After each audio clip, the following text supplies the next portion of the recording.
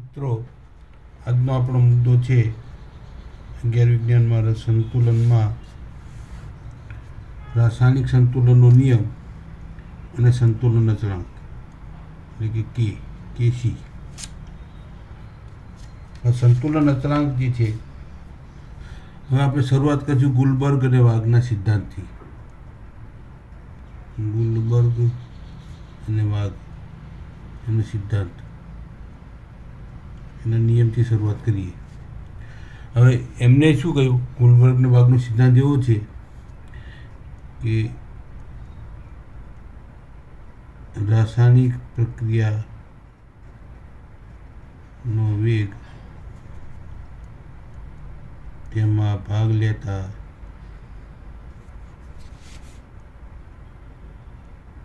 પ્રક્રિયકોના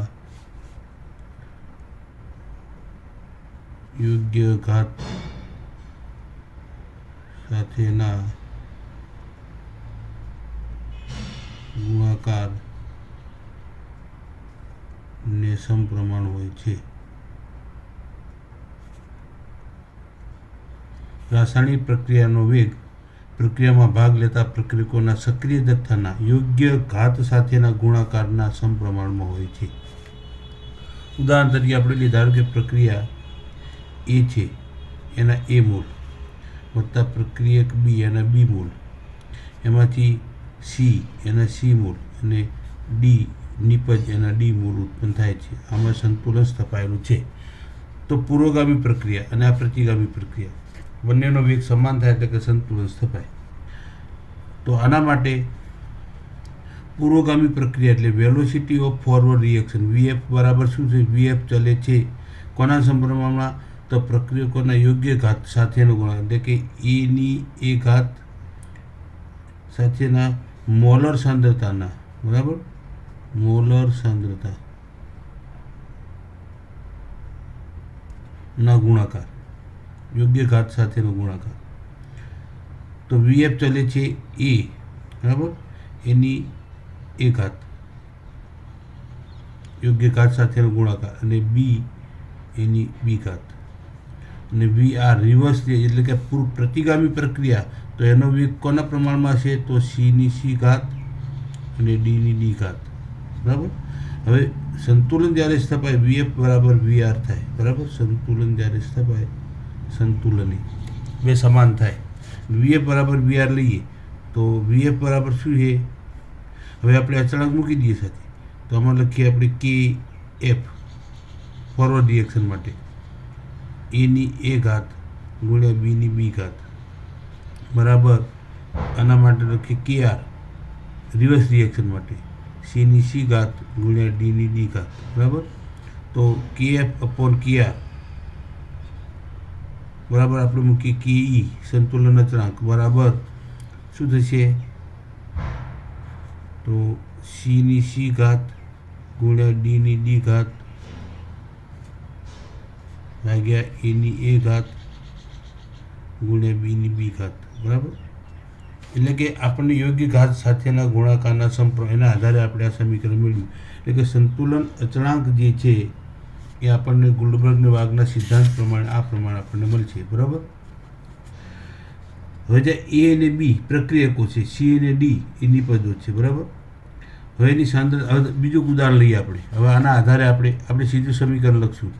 ધારો કે H2 gas, I2 glass plus H2 gas, એમાંથી ટ્વાઇસ HI એટલે કે હાઇડ્રોજન આયોડાઇડ બને છે. સંતુલન સ્થપાણું છે આમાં, બરાબર. તો આના માટે કેસીનું સૂત્ર આપણે સીધું લખું. કેસી બરાબર HIની સાંદ્રતા એની બે ઘાત યોગ્ય ઘાત સાથેનો એટલે સહગુણક છે, ઘાત તરીકે આવશે. I2ની એક ઘાત અને H2ની એક ઘાત. આ આપણે સમીકરણ આ રીતે આપણે લખવાનું આવશે, બરાબર. બીજી પ્રક્રિયા લઈએ કે 4NH3 વાયુ વત્તા 5O2 વાયુ, આમાં સંતુલન સ્થપાય.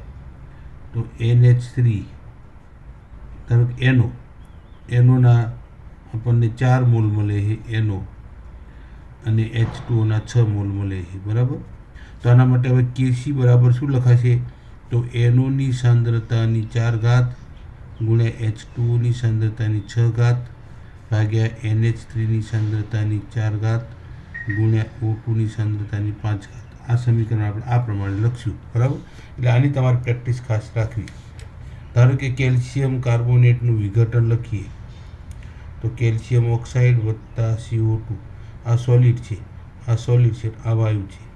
તો આના માટે Kc બરાબર શું લખાશે કે CO2ની સાંદ્રતા ગુણ્યા CaOની સાંદ્રતા ભાગ્યા CO3ની સાંદ્રતા, બધાની 1 ઘાત, એક સહગુણક છે ને. તો આ પ્રમાણે આપણે સમીકરણો લખશું, બરાબર. હવે Kcનું સમીકરણ આપણે આ પ્રમાણે લખશું. હવે બીજું આપણે Kc ડેશનું એક સમીકરણ મેળવવાનું છે. કારણ કે આપણે આના માટે લખ્યું કે H2 ગેસ વત્તા H2 ગેસ વત્તા I2 ગેસ, એના માટે આપણે લખ્યું ટ્વાઇસ HI ગેસ. આના માટે આપણે Kcનું સમીકરણ લખીએ તો Kc બરાબર શું થશે, HIની સાંદ્રતાનો વર્ગ ભાગ્યા H2ની સાંદ્રતાની 1 ઘાત ગુણ્યા I2ની સાંદ્રતાની 1 ઘાત. આપણે લખતા નથી 1 ઘાત, બરાબર, અધ્યાય રાખીએ છીએ. હવે મિત્રો જો આમાં હવે પ્રતિવર્તી પ્રક્રિયા આપણે લઈએ.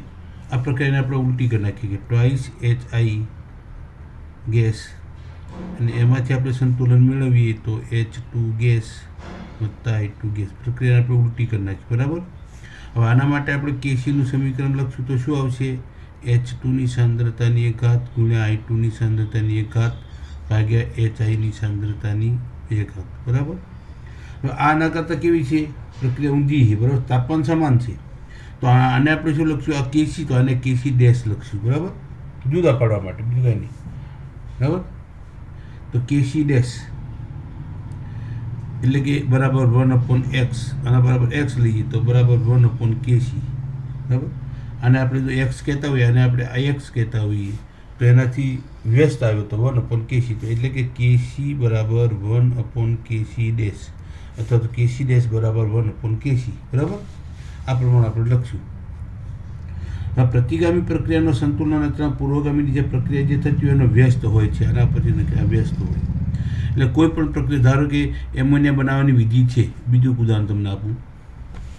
એમોનિયા કે 3 મોલ હાઇડ્રોજન વત્તા 1 મોલ નાઇટ્રોજન, એમાંથી 2 મોલ એમોનિયા બને.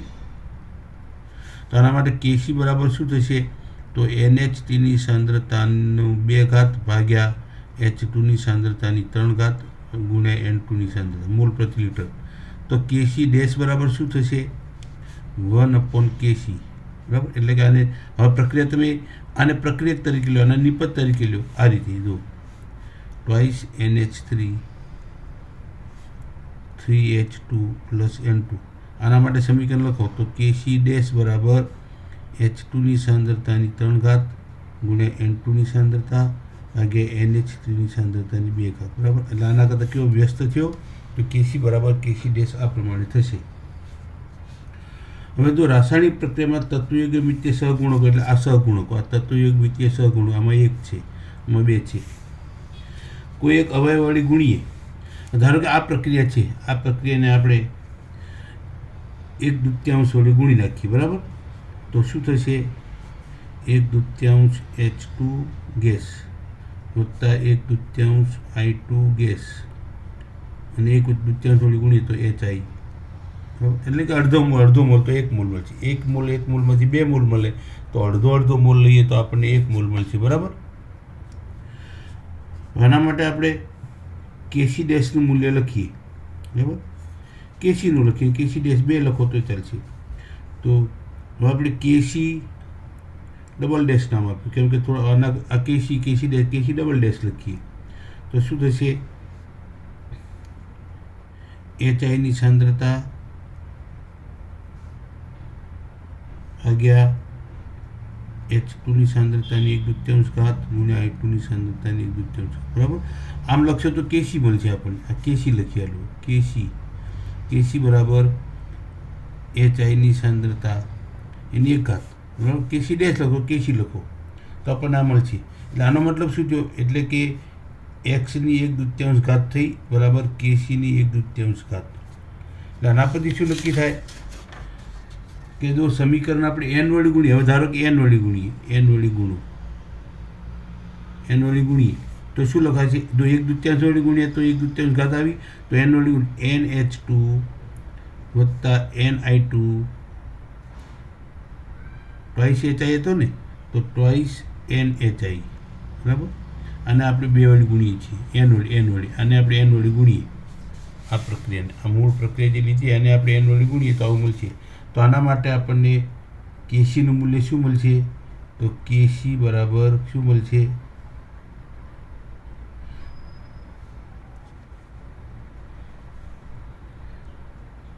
તો કેસી બરાબર આપણને મળશે. હવે તો કેસી ડેશ બરાબર શું મળશે?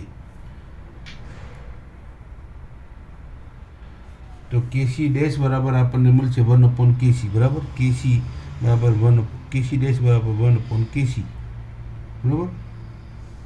હવે એન વડે ગુણ્યા આપણે, બરાબર, તો શું આવશે? તો કેસીની એન ઘાત બરાબર કેસી ડેશની એન ઘાત, અથવા કેસી ડબલ ડેશ લખો, કેસી ડબલ ડેશની એન ઘાત બરાબર કેસીની એન ઘાત મળશે, બરાબર. આ પ્રમાણે એન ઘાત આપણે એન બરાબર કેટલા લીધા? 2, 1/2, તો 1/2 ઘાત મળી કે નહીં?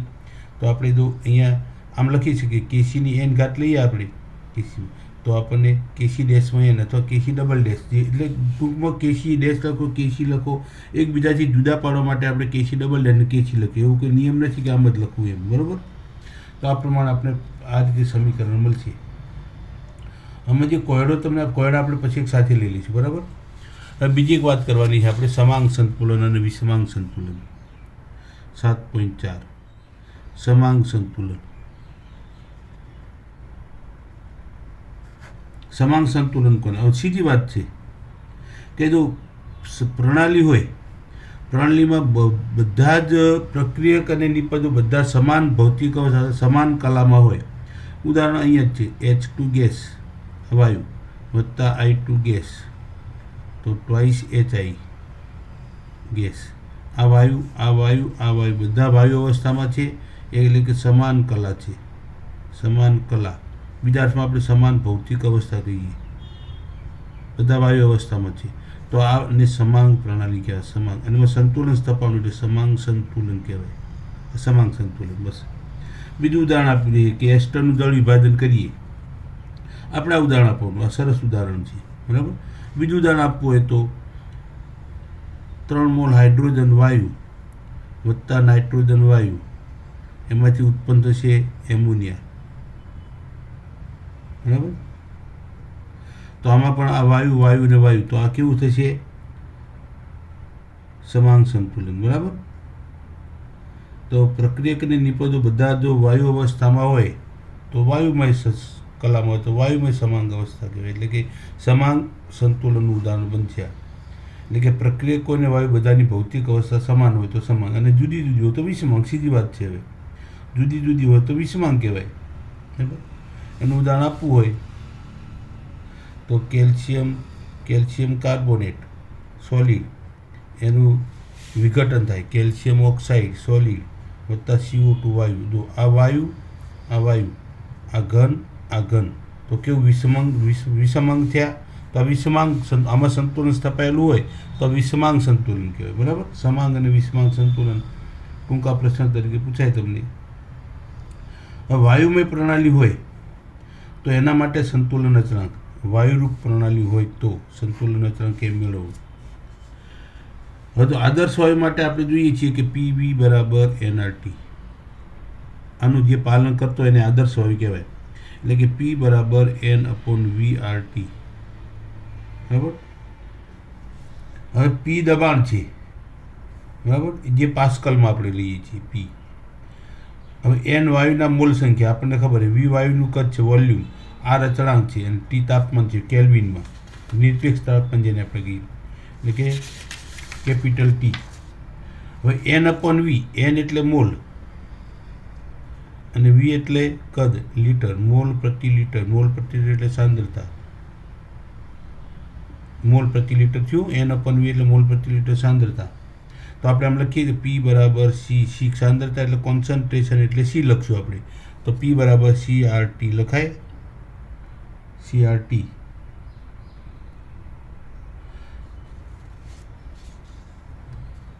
એટલે પી બરાબર CRT. વાયુ માટે આપણે લઈએ તો વાયુ આર બરાબર કેટલો લે 0.083 બાર પ્રતિ લિટર પ્રતિ મોલ કેલ્વિન. હવે દબાણ છે વાયુનું દબાણ એટલે સાંદ્રતા બીજા અર્થમાં.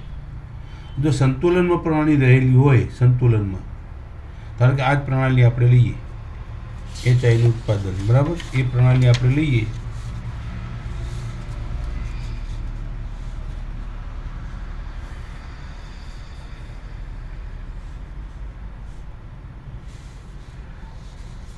તો સંતુલનમાં જો પ્રણાલી હોય, વાયુ પ્રણાલી સંતુલનમાં હોય તો આપણે શું લઈશું? સાંદ્રતા એટલે દબાણ લઈશું, બરાબર. હવે કેપી અને કેસી વચ્ચેનો સંબંધ, કેપી અને કેસી વચ્ચેનો સંબંધ આ અગત્યનો છે.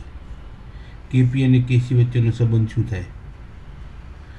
હવે તો આપણે કોઈ પણ એક પ્રક્રિયા લઈએ, સામાન્ય પ્રક્રિયા, ધારો કે પ્રક્રિયક A એના A મોલ, પ્રક્રિયક B એના B મોલ સંતુલન સ્થપાય છે, બરાબર. C ના C મોલ અને વત્તા D ના D મોલ. આ આપણી સામાન્ય પ્રક્રિયા છે, કોમન. એના માટે આપણે કેપી અને કેસીનો સંબંધ મેળવવો છે. તો કેસી બરાબર શું થશે? કેસી બરાબર તો C ની C ઘાત ગુણ્યા D ની D ઘાત ભાગ્યા A ની A ઘાત ગુણ્યા B ની B ઘાત, બરાબર. કેસીનું સૂત્ર. અને કેપી બરાબર શું થશે? આના માટે કેપી લખવો હોય તો પી એટલે પ્રેશર દબાણ, P A ની A ઘાત ગુણ્યા P B ની B ઘાત. પી જો આમાં આપણે C લખ્યો સાંદ્રતા, આમાં P એટલે દબાણ લખ્યું વાયુ માટે, બરાબર. તો P C ની C ઘાત અને P D ની D ઘાત, P A ની A ઘાત ગુણ્યા P B ની B ઘાત, બરાબર. આ P C ની C ઘાત છે, C D. હવે જો તમે અહીંયા કે આપણે P બરાબર CRT લીધો તો PA માટે શું લઈએ? PA માટે CART લખાય. R ને T તો બે અચળ છે તો PB બરાબર શું લખાય? એટલે બીનું આંશિક દબાણ બરાબર CBRT લખાય. PC બરાબર PCRT લખાય. અને PD માટે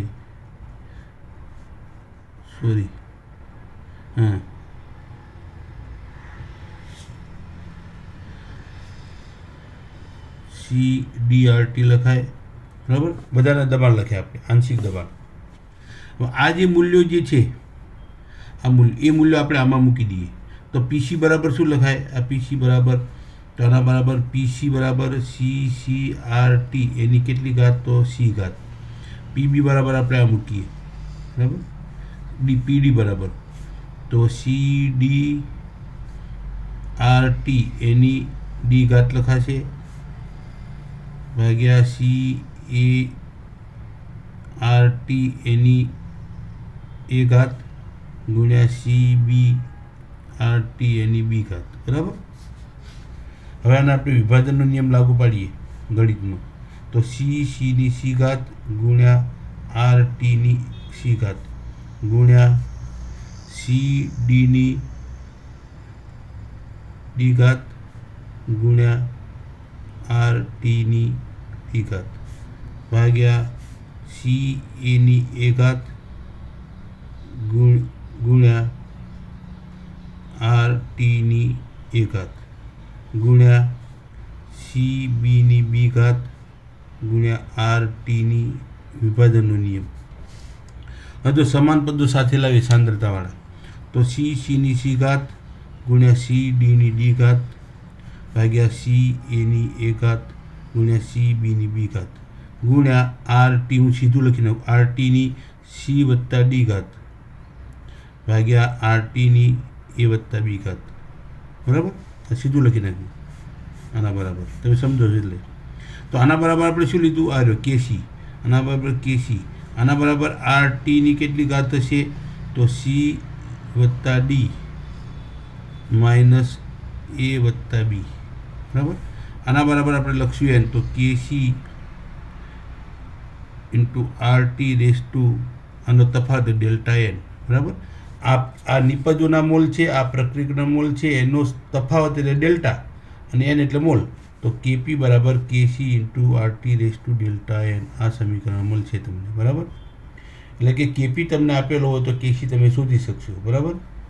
તો ડેલ્ટા એન શું છે? ડેલ્ટા એન બરાબર વાયુરૂપ નિપજોના મોલ માઇનસ વાયુરૂપ પ્રક્રિયકોના મોલ, એટલે ડેલ્ટા એન. ધારો કે આ પ્રક્રિયા છે calcium carbonate solid, calcium oxide solid વત્તા CO2 વાયુ. તો આના માટે ડેલ્ટા એન બરાબર આપણે ગણતરીમાં લેવું પડશે ને દાખલામાં. તો ડેલ્ટા એન બરાબર શું થશે આના માટે? આનો ડેલ્ટા એન બરાબર તો વાયુરૂપ નિપજોના મોલ, તો વાયુરૂપ નિપજો આ નિપજો, આ નિપજો વાયુરૂપ કેટલા? એક જ છે, તો 1 ઓછા વાયુરૂપ પ્રક્રિયકોમાં એકે નથી, 0 બરાબર 1. ડેલ્ટા એન બરાબર 1 થશે. અને જો ડેલ્ટા એન બરાબર 1 થાય તો કેપી બરાબર કે ડેલ્ટા આના બરાબર તમે 1 મૂકો, ડેલ્ટા એન બરાબર 1 મૂકશો તો આર ટી બરાબર, તો કેપી ગ્રેટર ધેન કેસી થશે, બરાબર. કેપી ગ્રેટર ધેન કેસી થશે. ડેલ્ટા એન બરાબર 0 મૂકશો તો કેપી બરાબર કેસી થશે. જોઈ લઈએ આપણે, જો કેપી બરાબર કેસી ઇન્ટુ આર ટી. જો આમાં કૌંસ કરવો અનિવાર્ય છે, આમાં કૌંસ કરવો પડશે, નહીં તો ખાલી T raise to delta N ગણાશે. તો આમાં જો ડેલ્ટા એન બરાબર 0 હોય તો કેપી બરાબર કેસી થાય, બરાબર. 0 મૂકી દો અહીંયા, 0 તો આ 1, કેપી બરાબર કેસી. ડેલ્ટા એન ગ્રેટર ધેન 1 હોય, ગ્રેટર ધેન એટલે કે ગ્રેટર ધેન 0 હોય, બરાબર, 1 કરતાં વધુ હોય તો કેપી ગ્રેટર ધેન કેસી થશે. અને ડેલ્ટા એન લેસ ધેન 0 હશે તો કેપી લેસ ધેન કેસી થશે, બરાબર. આ આપણે યાદ રાખવું પડશે. આ ડેલ્ટા એન બરાબર 0 હશે તો કેપી અને કેસી બે સમાન થશે, બરાબર. એટલે તો આમાં સીધી વાત છે. ધારો કે ડેલ્ટા એન બરાબર તમે 1 લો તો કેપીને કેસીને સરખા કરવા માટે આને આટલા વડે ગુણવા પડે, મતલબ કે કેપી મોટો તો કેપી ગ્રેટર ધેન કેસી. અને ડેલ્ટા એન લેસ ધેન 0 હોય તો, અને delta N is not equal to 0 તો KP is not equal to KC, બરાબર કહેવાય. થઈ ગયો ને? તો આ આપણે યાદ રાખવું પડશે, આ મૂલ્ય જે છે હેતુલક્ષી માટે ખાસ. તો આટલી બાબતની આપણે ચર્ચા કરી. બાકીની જે છે આપણે પછીના વિડીયોમાં જોઈશું.